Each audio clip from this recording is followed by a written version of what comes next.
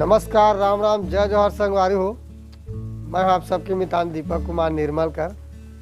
संगवारी हो, आज है गुरुवार और लगभग अभी 1:30 बजे थे और मैं अभी सो के उठा था काबर कि मैं नाइट ड्यूटी करके आ रहे हूँ। और अभी फ़िलहाल इतना ज़बरदस्त घटा है, बारिश अभी चलते थे, हल्का हल्का झिमिर झिमिर गिरा थे अभी और मौसम एकदम करिया गए संगवारी हो, है ना।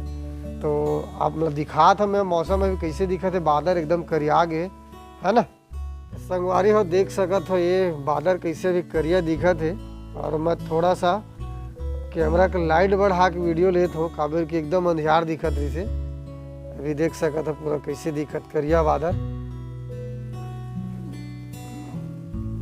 पूरा आवर भावर करिया है।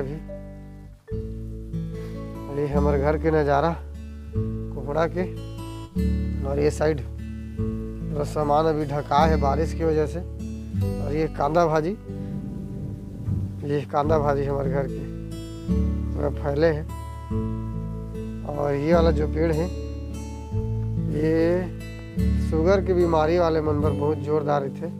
थोड़ा सा लाइट बढ़ा के दिखा तो आप लोग ये है। अगर पत्ता याद कर लो संगवारी हो, अगर को चाहिए रही तो, लेकिन नाम तो मुझे याद नहीं, बट मैं बता दूं पता करके। मोर माँ है रोज 2 से 4 पत्ता खाते ला।